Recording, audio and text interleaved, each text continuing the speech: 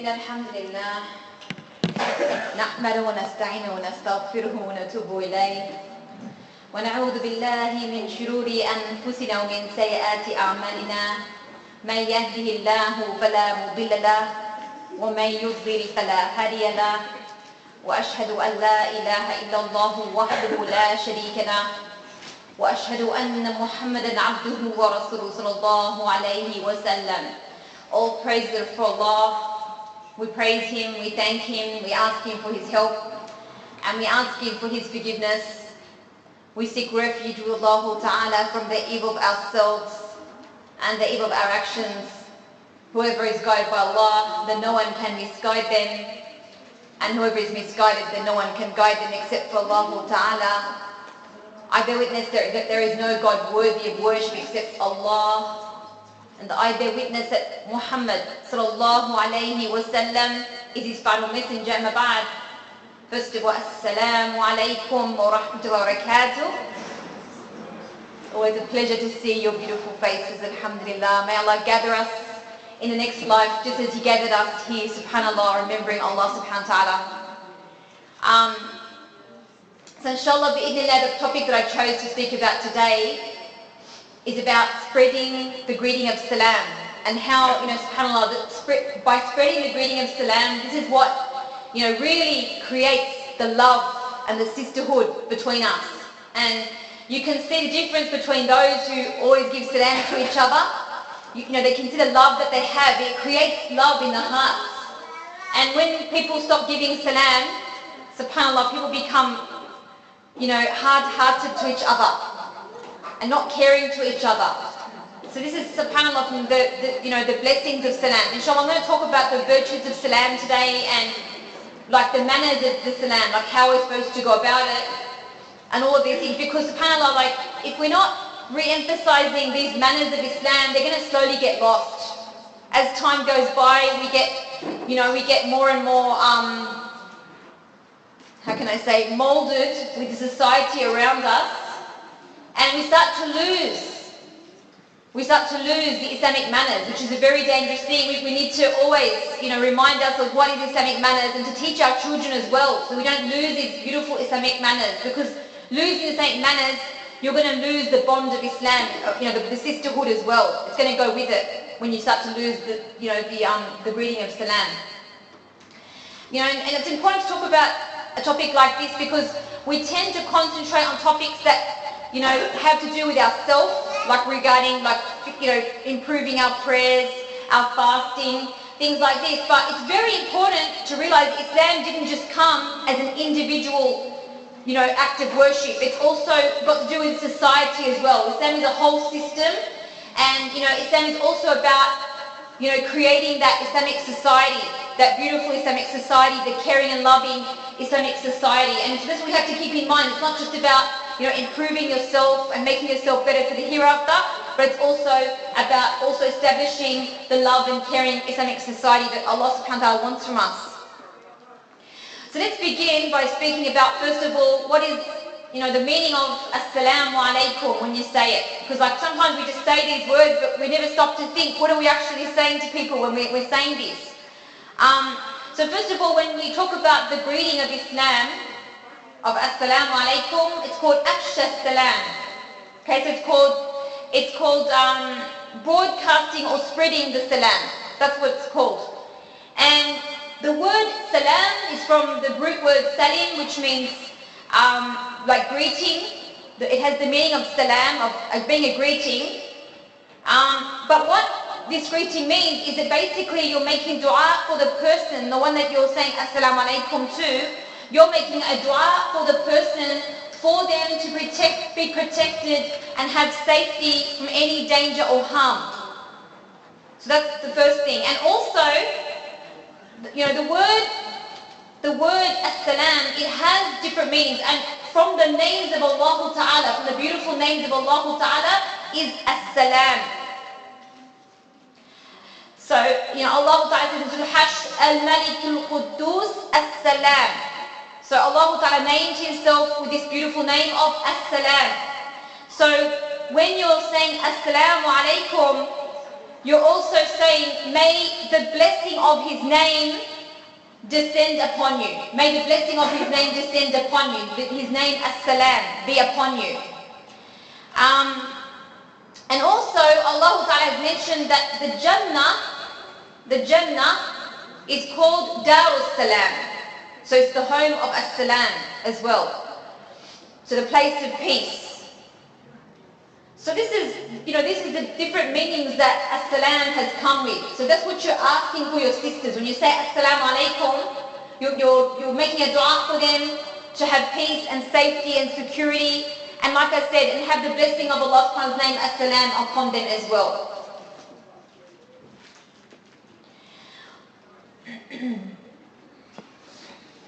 Okay, so I'm going to go into some of the virtues of saying Assalamu Alaikum wa rahmatullahi wa barakatuh. So first of all, like we said, Allah al-Malik al-Qudus As-Salam, He's made this greeting of Assalamu Alaikum, He's made it the greeting of the people of Islam. This is a greeting that Allah has given us from the Ahl al-Islam, from the people of Iman and Islam. And there's no greeting which is more perfect than this greeting. There's no greeting that is more perfect than this greeting of As-Salam. You think about it, when you say good morning to someone, that's just saying to them, have a good morning for this morning. But when you say Assalamu Alaikum, you're asking for complete safety and security. You're making a dua for that person to have complete safety and security from all types of harm. So it's a far more complete greeting. And that's why, dear sisters, we find unfortunately a lot of Muslims, as time goes by, they become slack in saying Assalamu Alaikum. They start to say hi, and they start to say bye, ma salama. Instead of saying Assalamu Alaikum, there's nothing greater than saying Assalamu Alaikum. There's nothing more perfect. So when you say bye and hi to your sister in Islam, you're actually being deficient in your sisterhood towards her. Okay, because you're depriving her of a dua. And also you're depriving yourself of the reward of saying As-Salam, which I'm going to come to now. Because Allah Ta'ala mentions that the Prophet ﷺ mentions that when someone gives salam to another, when they just say Assalamu Alaikum, they get 10 hasanat just from saying Assalamu Alaikum. And if they say Assalamu Alaikum wa rahmatullah, it's 20 hasanat. If they say Assalamu Alaikum wa rahmatullahi wa barakatuh, it's 30 hasanat. So imagine you're just saying hi and bye. What are you getting out of that? Nothing. And the other person's not getting anything out of it either. So how could we trade in Assalamu Alaikum, this beautiful greeting that's from the people of the Ahl Jannah and the people of Islam? Why are we trading it in for something that's just really attached to this world and the people of this world? Why are we trading it in for that? SubhanAllah. So in the hadith, narrated by Abu Hurairah radiallahu anhu, that once the Prophet sallallahu alaihi wasallam was sitting with some of his companions, and a man walked past, and so that man said, Assalamu Alaikum. So the Prophet ﷺ said, he'll have 10 hasanat. And then another man walked past and he said, Assalamu Alaikum wa rahmatullah. So the Prophet ﷺ said, 20 hasanat. And then another man walked past and he said, Assalamu Alaikum wa rahmatullahi wa barakatuh. The Prophet ﷺ said, 30 hasanat. And this hadith is narrated in Bukhari in Adab al-Mufrad. So what we learn from this hadith is the most complete way to give salam to someone is to say Assalamu Alaikum wa rahmatullahi wa barakatuh. But as for replying, now an important principle to know when replying to As-Salam is that your salam should always be equal or better than what the person said to you. So if someone said Assalamu Alaikum wa rahmatullah, it's not sufficient for you just to say wa alaykum as-salam.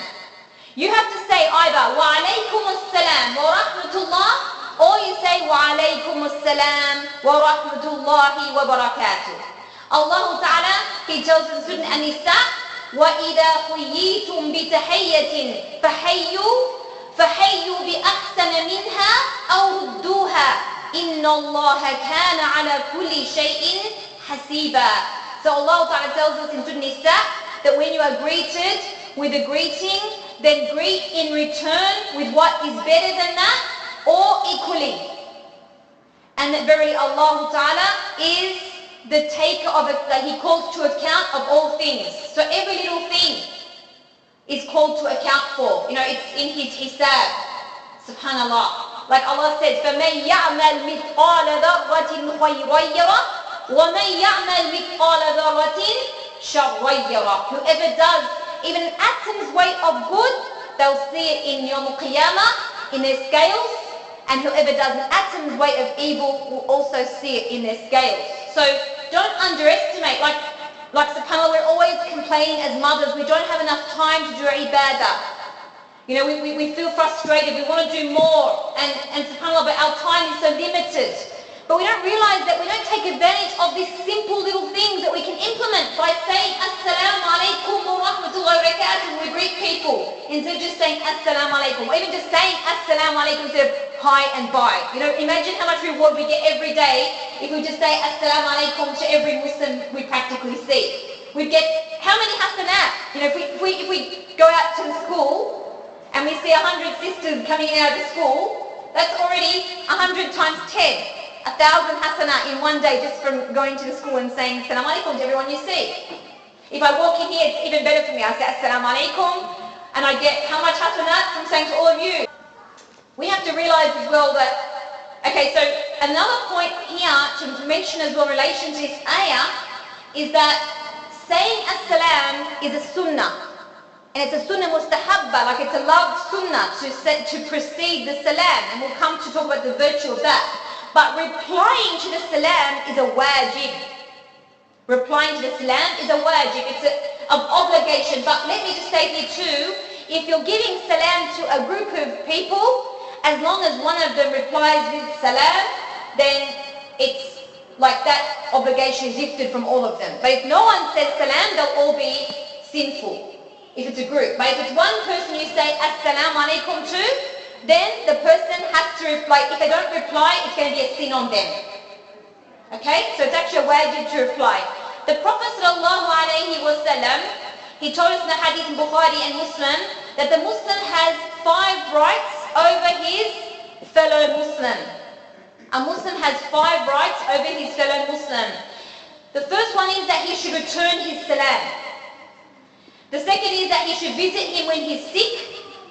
The third, that he should attend his funeral when he passes away. The fourth is to accept his invitation. And the last one is to say Yarhamukallah when he says Alhamdulillah. When he sneezes. The point, some people, they actually misunderstood this hadith. Like, we've got to understand something here, that this hadith, is talking about, these are obligations which come under as a fard kifaya. A fard kifaya, so it's a communal obligation. So as long as, when someone's sick, it's not an obligation on every single Muslim to visit that sick person, but as long as we know that some sisters are visiting that sick person, then we have been relieved of the obligation. But of course you're missing out on the huge reward for visiting that sick sister, because we know that if you visit a sick sister, 70,000 malaika make dua and ask forgiveness for you until the evening if you visit her in the morning, and if you visit her at night, 70,000 malaika ask forgiveness for you until the morning. So subhanAllah, so this is the huge reward for visiting a sick person. But as for whether it's a wajib, it becomes a wajib, it's a communal wajib, it's a communal fard, like a fard kifaya. Same with attending the funeral, same with even, when she sneezes now, as long as someone from the group says Yarhamikillah, that relieves the obligation on all of us. So that's what so the main point here is when someone enters the gathering, if there's a group of people, then they say Assalamu Alaikum, it's a wajib on one of us to reply Wa Alaikum Assalam. At least someone did it. Alright, now from the virtues of saying Assalamu Alaikum is that it is the greeting of Ahl al-Jannah. So this is, how could you trade in the greeting of Ahl al-Jannah for the greeting of the people of this world? Subhanallah. This is what the people of Ahl al-Jannah will greet with each other whenever they enter upon each other. The malaika, when the Ahl al-Jannah, when the people of Jannah, may Allah make us from amongst them, when they enter Jannah, the malaika will enter upon them and say, Assalamu Alaikum. Assalamu Alaikum Ahl al-Jannah. Peace be upon you, O people of the Jannah. And also saying Assalamu Alaikum, it's going to help you to be from the people of Jannah as well. Allah Ta'ala says in Surah Ibrahim, verse 23, He said, وَأُدْخِلَ الَّذِينَ آمَنُوا وَعَمِلُوا الصَّالِحَاتِ جَنَّاتٍ تَجْرِي مِنْ تَحْتِهَا الْأَنْهَارُ خَالِدِينَ فِيهَا تَحِيَّتُهُمْ فِيهَا سَلَامٌ. So he says, subhanAllah, that the people who believe and did righteous deeds will be entered into the Jannah, under which, the garden under which rivers flow, تَحِيَّتُهُمْ فِيهَا سَلَامٌ. That their tahiyyah, like their greeting with each other, will be Assalamu Alaikum. Beautiful and pure and good greetings. Greetings that makes you happy. That's the difference between this dunya and the akhirah for the people of Jannah. SubhanAllah, in this life, how many times do we feel sad from things we hear? Every day we hear sad news. Sad news about our sisters in Islam, our brothers in Islam, the suffering of the ummah, the suffering of the believers all over the earth. We hear about the suffering. And then on top of that, you hear people who slander you, who backbite you, who speak about you. SubhanAllah, people who hurt you with their tongues, even in your face. So the main thing we get depressed from is what? Is what you hear. It's not so much what you see. Like what you see can make you sad too, but what makes you more sad generally is what you hear, isn't it? Generally what makes us more sad is everything we're always hearing. SubhanAllah, but we know that in the Jannah, SubhanAllah, that all people will hear, like all you hear, that's the difference between the Jannah. Either in the Jannah, all you hear is peace. Assalamu Alaikum. Like all you get to hear are words that make you happy. Pure and good words. All you hear in Jannah is tasbih. Subhanallah. Walhamdulillah. Wa la ilaha illallah. Wallahu akbar. So you hear tasbih and you hear Assalamu Alaikum. And you only hear the words that make you happy and feel peace in your heart. SubhanAllah. You'll never be protected from ever hearing anything that makes you feel sad or nothing. You'll never ever experience again hearing something that brings sadness to your heart, ever. Imagine that, a place where there's just complete peace. You never hear something that brings sadness to your heart or hurts you. SubhanAllah. So this is what we're aiming for, dear sisters. That's why, we have to strive. This life is a temporal life. It's coming to an end. So that's why don't put all your hopes in this world. SubhanAllah, it's coming to an end. Either everything in this world is going to leave us and die, or we're going to leave it. One or the other. There's no way around it. So that's why we shouldn't put all our hopes and put all our dreams into this world. But what our dreams and hopes should be and our goals should ultimately be for the Jannah of the next life. May Allah not deprive us from it, inshallah.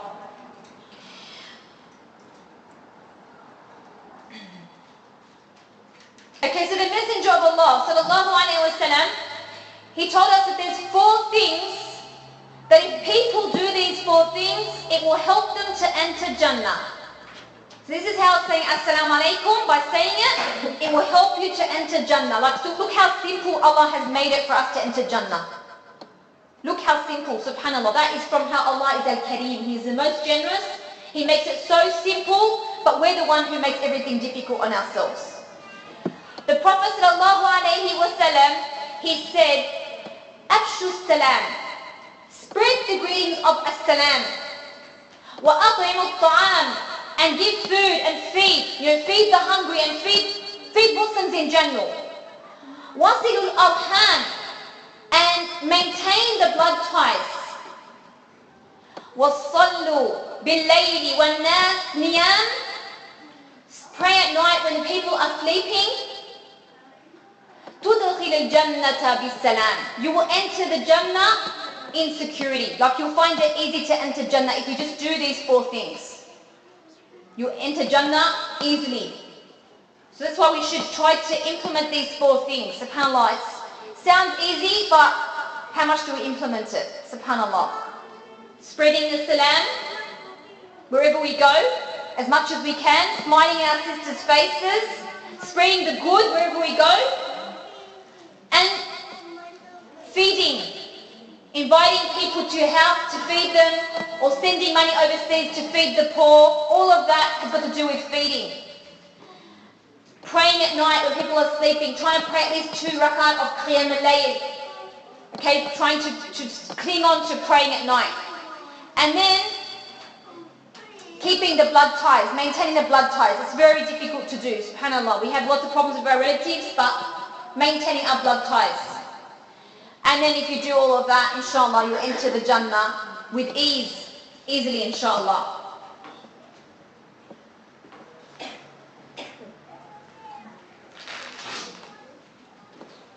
In another narration, the Prophet ﷺ, he said, لا تدخلون الجنة حتى تؤمنوا. You're not going to enter Jannah until you believe. ولا تؤمنوا حتى تحابوا. You're not going to believe until you love one another. أولا أدلكم على شيء إذا فعلتموه تحاببتم أفشوا السلام بينكم. So he said, shall I not show you something that if you do this, you will love one another? Look how simple. أفشوا السلام بينكم. Spread the salam amongst you. This is what maintains the love. Like subhanAllah, how many times have you had you've had a little problem with someone, you've had another problem with a relative or another sister, and you've been thinking about that since you saw her last time. And then she comes to you, maybe on Eid or something like that, and she's got this big smile on her face and she says, Assalamu Alaikum wa rahmatullah, how are you? What happens to you? The thoughts that were in your head or the thing that was in your heart, it just melts away. It's like you forgot everything that happened. Like whatever happened, khalas, yani, forget it, leave it, it's nothing. Do you mean all because of what? Because of this amazing miracle that Allah has given us of saying Assalamu Alaikum. It's got this amazing effect on us that when someone says Assalamu Alaikum and smiles in your face or gives you a hug, subhanAllah, you forgot everything, subhanAllah. So this is from the blessings of saying Assalamu Alaikum. It comes with this blessing.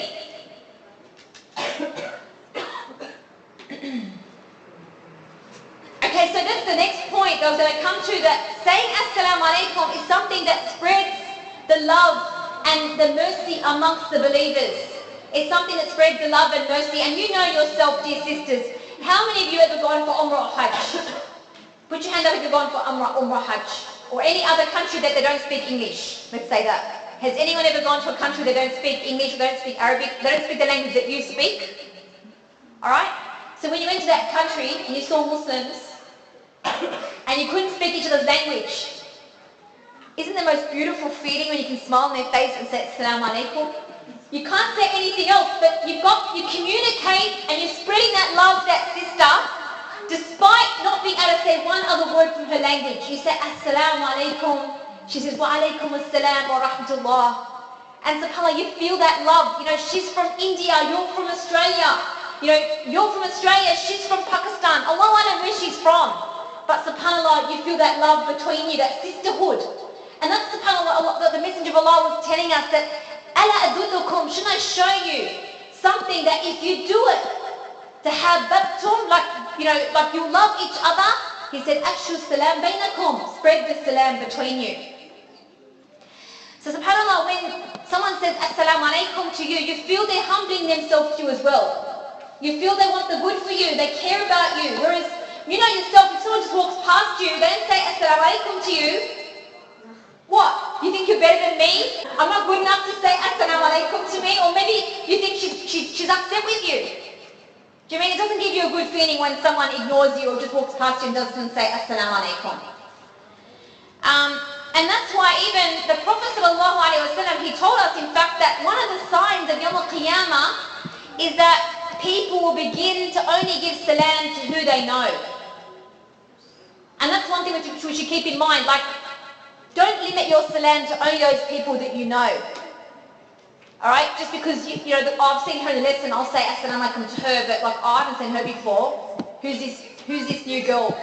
No, I'm not going to say Assalamu Alaikum to her. That's not the way we're supposed to be. Anyone, we don't know what sisters are going through. That's something I meant to mention as well. Especially in this day and age, dear sisters, at this time we're living in, we are in the greatest need to spread the salam. We're all going through a hard time. In this ummah, we're all going through a hard time together. We feel like everyone's against us. At the minute you open up the television or you open up social media, everyone's subhanAllah slandering us, talking about us, hating us. So you don't know what kind of environment sisters are living in. They're going through all this pressure from people outside, and then they go in their homes, they've got problems with their husbands, problems with their children, problems with their, marriages, their relatives. You know what I mean? So you don't know what Salam Alaikum could mean to someone. She's walking around, she's feeling so low, and then she just hears this voice coming from nowhere saying, Assalamu Alaikum, sister, how are you? With a smile. And you don't know her, but you don't know what you did to her. You don't know what kind of happiness you brought to her heart, a little happiness that could just perk her up for the day, just bring her out of that low that she's going through, subhanAllah. So we have to realize that saying Assalamu Alaikum this time and clinging to it and trying to spread it, it's even more important than before. Because we all need that love. We all need to feel like we belong. Don't we? We all need to feel that feeling of belonging. And especially at this time when we feel like everyone's against us. We need to feel that sense of belonging. So it's very important for us to spread this greeting of Assalamu Alaikum. And that's what I was saying before, so the Prophet ﷺ, he said that among the signs of the hour is that people will begin to give salam to whom they know and whom they don't know. And so we don't want to become like the people of Akhir Zaman. We don't want to resemble the people of when they, towards the end of the hour. That's not a good sign to be from those people that he's talking about. So we don't want to just only give salam to who we know. We want to try and give it to whom we don't know. Even in another hadith in Ahmad, the Prophet ﷺ, he said, the most miserly of people are the ones who are miserly in giving salam to people. You can't even give salam. Or it's enough you don't give enough sadaqah. Alright, it's enough you don't give sadaqah. You want to hold on to your money so tightly, but now you can't even say Assalamu Alaikum to your sisters. You can't even hold on tightly to your dua for other sisters. Like that, how miserly can we get? Prophet ﷺ, he told us that if two Muslims have a problem with each other, and then they meet each other and say Assalam to each other, that this is something that's going to take away the bad feelings that they're going to have in each other's hearts. And this hadith is narrated in Bukhari, narrated by Abu Ayyub, that the Prophet ﷺ, he said, it's not permissible for a Muslim to cut off his brother for more than 3 days. It's not permissible for a Muslim to cut off his brother for more than 3 days, each of them turning away from the other if they meet, and the best one of them is the first to say As-salam. The best one of them is the first to say As-salam. So anything from this dunya, any disagreement that people have had from the affairs of this dunya, it's not allowed for them to cut each other off. If it's a personal disagreement, it's not allowed to cut another Muslim off for more than 3 days for any personal disagreement. The only exception to that is if it was a religious matter that they've disobeyed Allah and you're trying to reform their character. You're trying to reform something they're doing wrong. Then it can be permissible to cut them, not speak to them for more than 3 days. But that it's not allowed to be for a personal reason. And that's out of and that's only if it brings benefit in boycotting them in that situation. If it doesn't bring benefit and it's going to push them away from Islam further, then it's not recommended to do that. Okay, so it's not something we do just, and it's sad that, it's really sad. I want to mention something here too, that it's really sad this time we're living in with all these pressures I mentioned before, that you've got sisters who are Muslims who are so nitpicky, they're nitpicking on other Muslims so much, going on social media and slandering callers to Islam and trying to nitpick at people and trying to find their faults and expose them. They're doing all of this in this climate that we're living in is so unwise. And I came across a sister recently. She actually contacted me. I think she was trying to find out what wrong things I had in myself. Well, if you want to see that, I've got plenty of wrong things. If anyone wants to know, I'm not, Allah knows it. And as long as Allah knows, I don't need to prove it to anybody else. But the thing is that, subhanAllah, basically when I said to her, why don't you ask them as shaykh about your questions? She said, I'm not going to take from juhala. I'm not taking from ignorant people. So in other words, because we don't follow the exact scholars that she takes, or that I'm not saying we don't follow the scholars that she takes, but she's got certain scholars that if you don't stick yourself 100% to these people, then you're off the path, you're not on the manhaj, you're not really, in other words, you're from the Ahl al-Bid'ah, that we can boycott you. And basically I feel sad for these people because basically they boycott nearly every single person in the community. No one lives up to their standards of being a Muslim to them. You know, and this is, you know, look how destructive is this thought mentality. How destructive is this when, you know, subhanAllah, we're already living in a climate of pressure.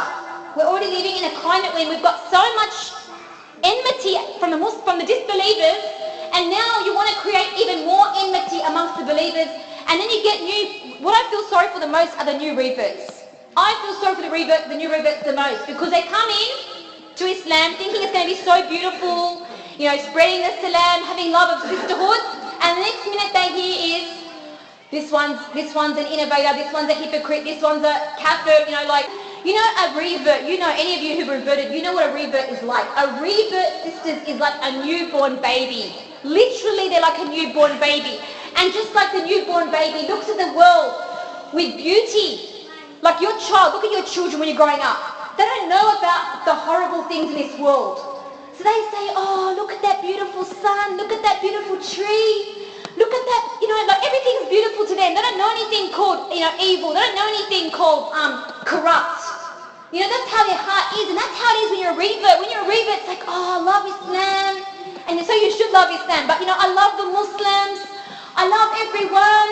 And then someone comes along and says, don't go this group, don't go that group, don't learn from her, don't learn from her. She's got innovation. She's got, you know, okay, I'm not saying there are some people that, okay, there are some places you do have to obviously warn about, like someone teaching people that Ali should have got the prophethood instead of Muhammad sallallahu alaihi wasallam. Of course, this is something to be warned about. Someone teaching people to call upon others besides Allah.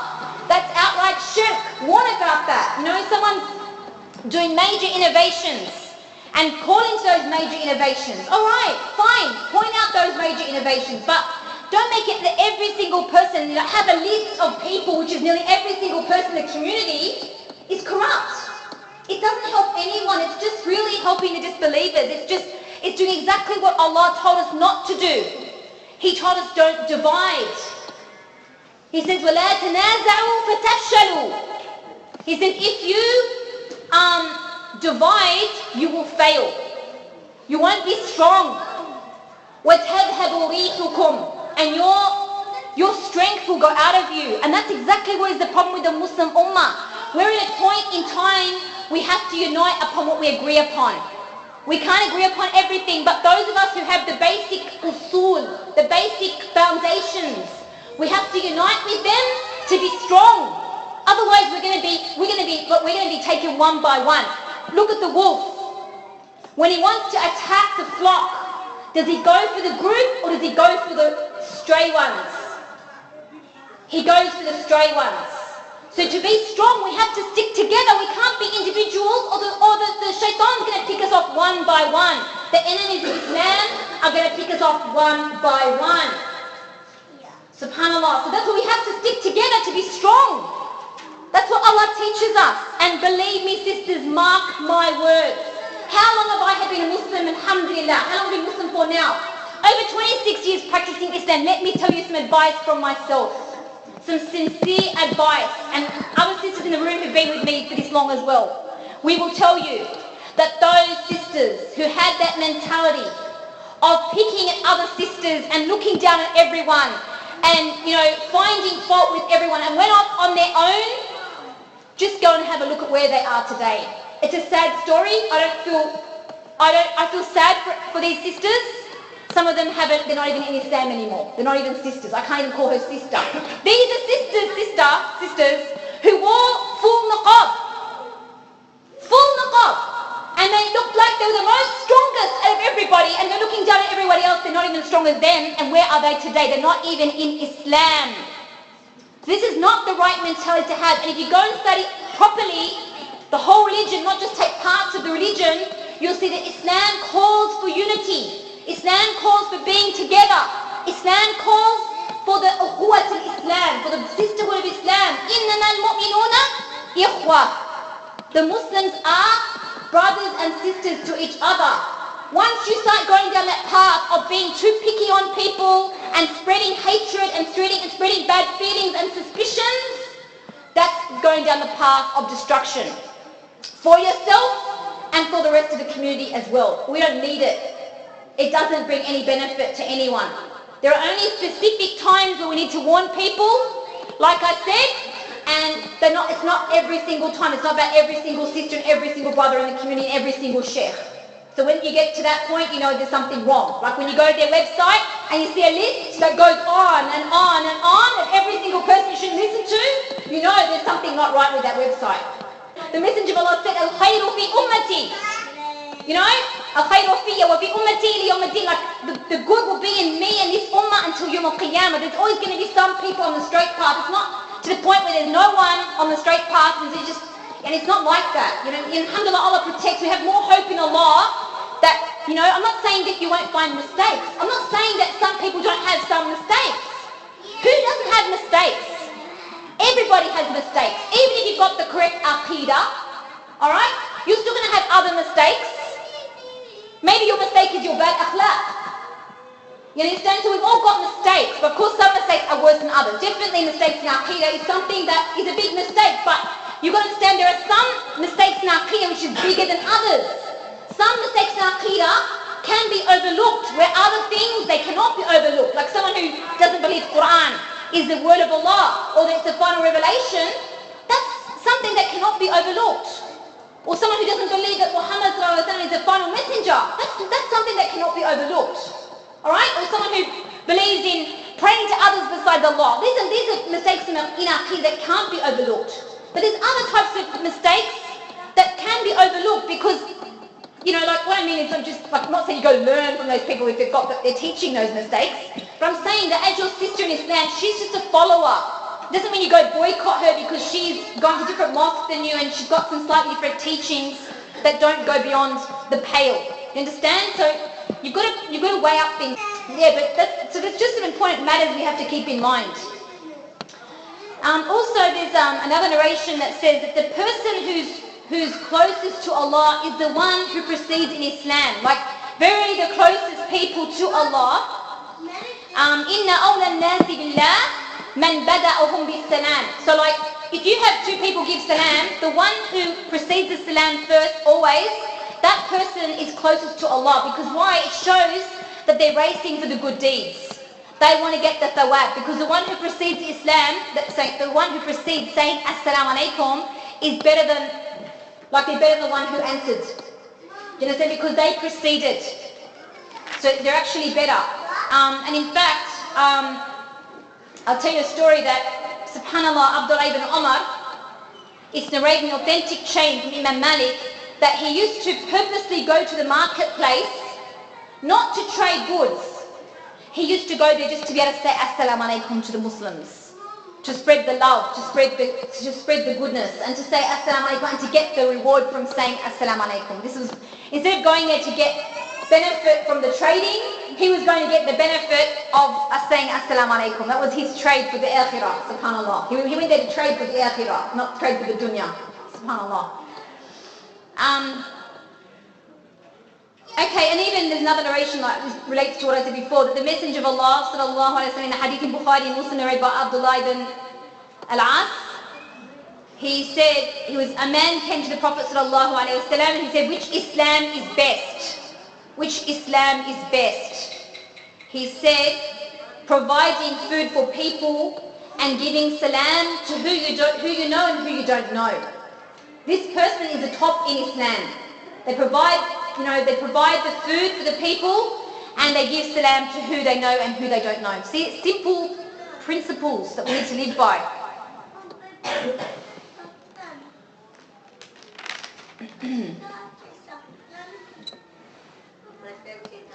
Okay, another of the virtues of giving salam, Allah Ta'ala told us when we enter our houses that we should give as-salam. We should say As-Salam Alaikum upon entering our houses. This is the manners of the Quran. Sometimes sisters ask, what are the manners of the Quran? This is one of the manners of the Quran that Allah Ta'ala has taught us. In Surah Nur, verse 61, He says, فَإِذَا دَخَلْتُمْ بُيُوتًا فَسَلِّمُوا عَلَىٰ أَنفُسِكُمْ تَحِيَّةً مِّنْ عِنْدِ اللَّهِ مُبَارَكَةً طَيِّبًا. So he says that when you enter your houses, فَسَلِّمُوا عَلَىٰ أَنفُسِكُمْ, to give the salam to each other, tahiyyatan min indillah. Like it is a tahiyyah, it is a greeting from Allah. Mubarakatan tayyiba. It's a blessed greeting and a goodly greeting that you should give each other. Even if no one's home, have hope there's malaika in your house. If you have no pictures, you have no dogs inside your house, inshallah you've got malaika inside your house. So when you go home, you say Salam Alaikum. Even inshallah the malaika, you're saying Salam Alaikum to the malaika. But you know, Salam Alaikum upon entering your house, it's making dua as well. It's a mentioning of Allah upon entering the house, because we said As-salam is from the names of Allah. So you mentioned, that's another way of mentioning Allah upon entering the house. That the Messenger of Allah taught us that if someone mentions Allah upon entering their house, the shaitan is not able to enter that house. Okay, so when you mention Allah over your food, or you mention Allah before entering your house, it prevents the shaitan from sharing in your food or from sharing in your house with you. May Allah protect us. Now when it comes to the manners of giving salam, how do you give salam? What are the manners of Islam in giving the salam? Okay, so first of all, the way to greet our sisters and say As-Salam Alaikum is to say As-Salam Alaikum and shake her hand. And it seems to be more like what the hadith indicate is it's shaking one hand, not shaking two hands. To shake the hand with one sister, saying As-Salam Alaikum, like we said, this puts love and mercy into the hearts between you and dissolves any bad feelings or hatred that was previously there. The Prophet ﷺ, he said, there's no two Muslims who meet and shake hands with one another that they'll be forgiven before they part. So imagine that's another way of getting forgiveness from Allah, that you shake hands with your sister, and in another narration it mentions that when they shake hands, their sins fall down like leaves of a tree. So you think it's just a little act of shaking the hand of one sister, you don't realise you're doing that, and your minor sins are falling down from your hands just like the leaves fall down from a tree, subhanAllah, through that giving of salam. So this is the virtues of salam, that we're depriving ourselves from doing if we're not spreading the salam. So you're getting forgiveness from Allah, subhanAllah. Just to mention too, but like really the sunnah upon greeting one sister that we see all the time is just to shake their hand and say As-Salam Alaikum. Not to every single time we see each other to kiss and to hug. I know it's lovely, but the real sunnah is to only do that when they're coming back for a journey or you haven't seen them for some time. It's okay to give them a kiss and a hug if you haven't seen them for a while, or it's Eid.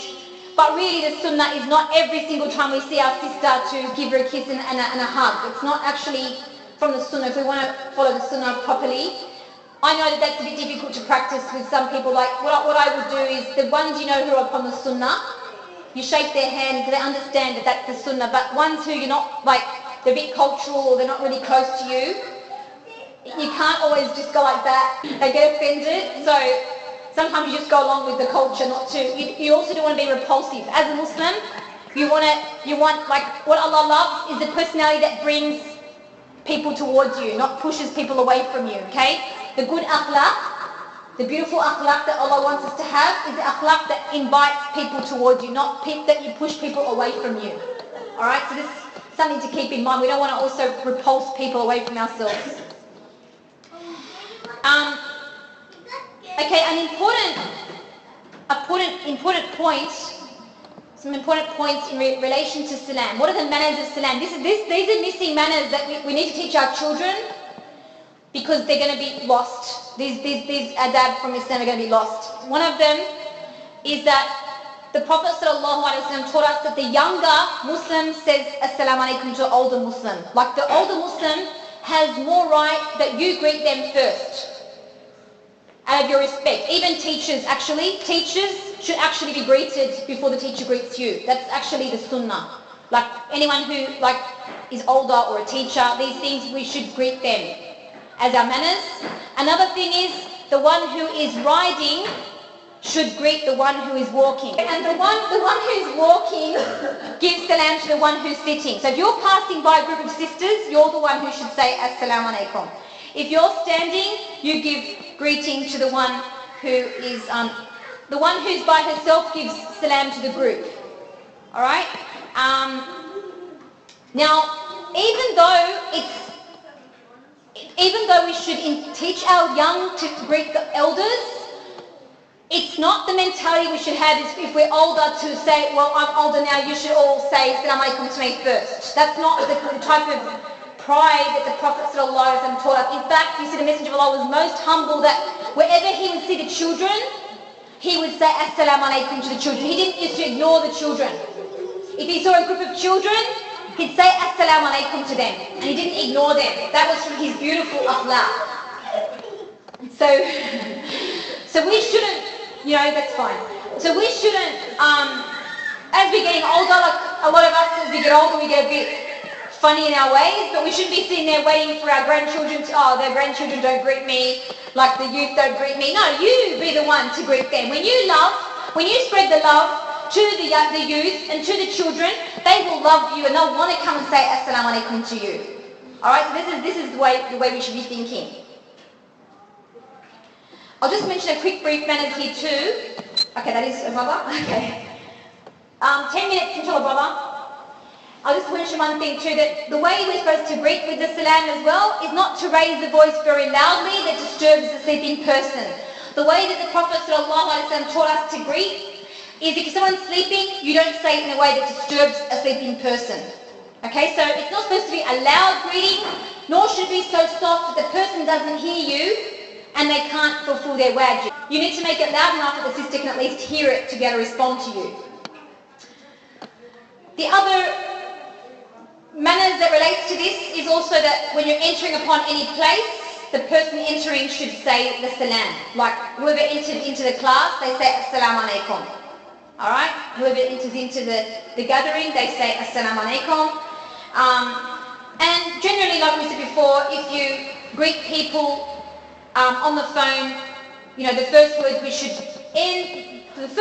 should begin with and we should also end with, because even it's mentioned in the hadith about when you end the gathering, you should say Assalamu Alaikum. That should be the last words we say before leaving. Another thing, a couple of points on things that are forbidden in relation to Islam. It's not, the Prophet ﷺ forbade us to just wave without saying Assalamu Alaikum, because that's imitating the Jews. The Jews, they wave without saying Assalamu Alaikum. So we should, if you want to wave, that's fine, but say Assalamu Alaikum, even if she can't hear you, but just say it, not to resemble the Jews in what they do. And obviously another thing, now what is the manners in relation to women greeting men? Okay, so in general, the Salaf didn't used to, when there's a fitna, when there can be a fitna of greeting, then the Salaf didn't make a habit of men greeting women.